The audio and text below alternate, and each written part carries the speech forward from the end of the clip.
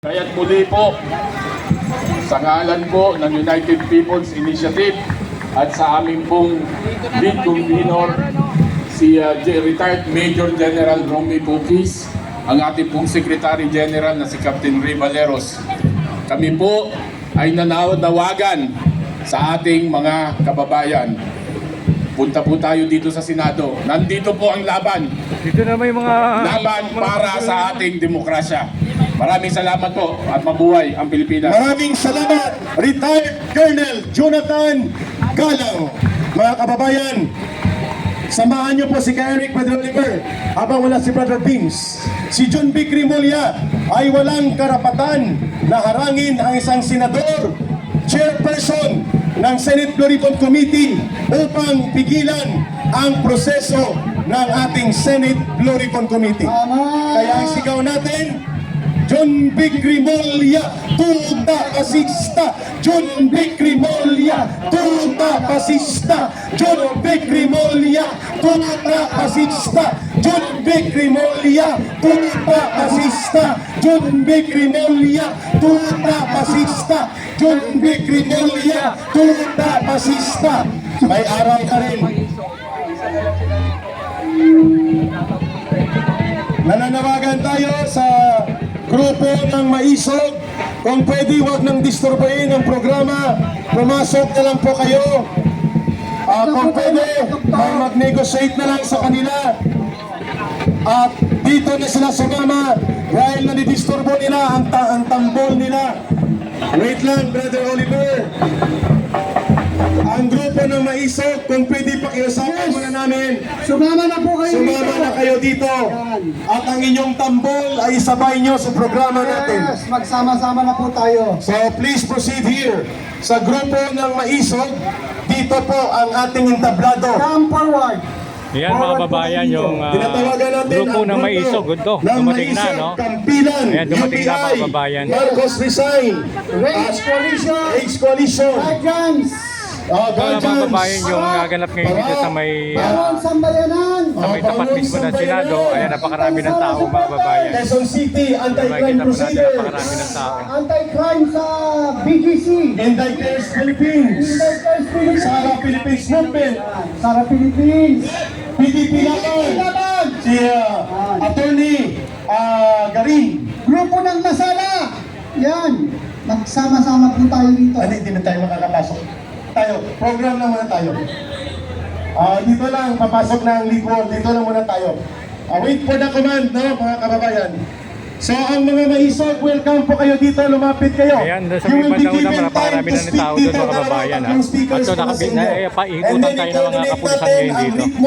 May maraming pulis na rin doon, no? Tambol ng kapayapaan. Tawagin muna natin bago ang taga-Maisog o taga-I-Cares o Hindi-Cares. Patawagin muna natin, Brother Oliver Beams, si retired Colonel Mitran sa kanyang pakikipagkaisa. And then si Brother Placido, ayaw niya ng Domingo. Ang Placido Domingo, yun po ay napakataas ang boses. Ito naman napakataas ang kanyang enerhiya sa pakikipaglaban. Colonel Mitran, para sa UPI at sa pagtitipon ng mga Pilipino sa harap ng Senado. Go! Hello mga kababayan! Mabuhay ang Pilipino! Mabuhay! Mabuhay ang Pilipino! Mabuhay! Mabuhay! Mabuhay! Mabuhay ang Philippine National Police! Mabuhay! Mabuhay ang Armed Forces of the Philippines! Mabuhay! Mabuhay tayong lahat! Yes, wag lang ang mga patay na, Colonel Mitran. Mga kababayan, narito tayo upang bantayan ang ating mga senador para sa katotohanan. Ikaw, John B. Grimulya, Secretary! John Vic, Isa ka lang, Secretary sa Executive. Ang Senado ay isang equal branch. Kapantay nyo lang.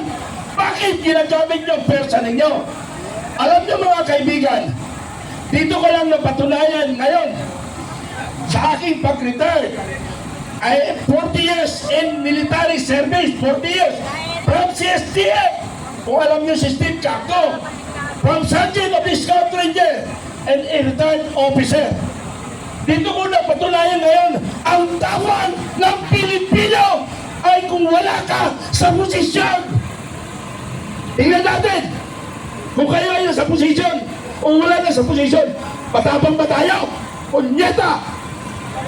Ha?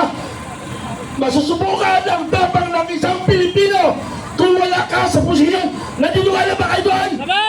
Naniniwala ba kayo doon? Huwag niyong gamitin ang inyong katungkulan, ang inyong power, dahil pagsasamantalayan. Saka, Colonel Mitran, di mag-excuse daw sa aking kaibigan. Nagsisimula ang Senate Blue Ribbon Committee pero biglang umeksena ang tuta ni Marcos na si John Vic Rimulya. Kaya dapat siya ang aristuhin sapagkat ito ay intervention. Aristuhin! John is the Rimulya! Aristuhin! Sabay. Wait. John Vic Rimulya, aristuhin! Tuta pasista! Ready, go! John Vic Rimulya, aristuhin! Tuta pasista! John Vic Rimulya, aristuhin! Tuta pasista! John Vic Rimulya, aristuhin! Tuta pasista! Go ahead, Colonel Letran. Ipagpatuloy ninyo ang inyong hataw, brother. Okay, mga kababayan. John Vic Bayot. Sige, bayot daw. Ano ba yung bayot? Bakla, bading. Hindi. Wag na lang. Alam niyo bakit? Kasi ako bayot din eh. Kung baka sabihin niya ay magkabaro tayo ka Eric. Wag na lang, doon na lang tayo sa tuta pasista. Nagtatanong sila, Colonel, pwede ba daw aristuhin si John Vic Rimulya? Ay, aristuhin! Attorney Garin pwede. When you disrupt a proceeding of the legislative body, you can be arrested. Ano? Kaya dapat, ano aristuhin natin? Pwede. John Vic Rimulya, aristuhin, tuta pasista. John Vic Rimulya, aristuhin, tuta pasista. Okay. Maganda tayo mga kababayan. Isang hudyat, aarestuhin natin ang sumisira sa ligang batas o sa ang ating Philippine Constitution. Tayo ay nakabase sa Philippine Constitution ang ating mga ginagawa. Ang Armed Forces, ang Philippine National Police, nakalagay sa mandato nila, protect the people and the state. Mayroon bang presidente doon nakalagay? Mayroon bang presidente doon? Ang ibig sabihin nun, the most powerful is the people. Tama hindi? O di gamitin natin ngayon yan. Maintindihan ng ating otoridad yan kasi nagbabasa lang sila ng Constitution. Kaya nga lang ang problema, mayroong illegal orders from the Malacanang. Ha? Yun yung problema natin, yung illegal orders. Tandaan nyo, mga kabaro ko dati, ang action lang laban sa atin ay i-relieve tayo sa posisyon. Huwag tayong matakot ma-relieve sa posisyon. Hindi naman kayo papatayin. Hindi naman kayo tatanggalin sa serbisyo.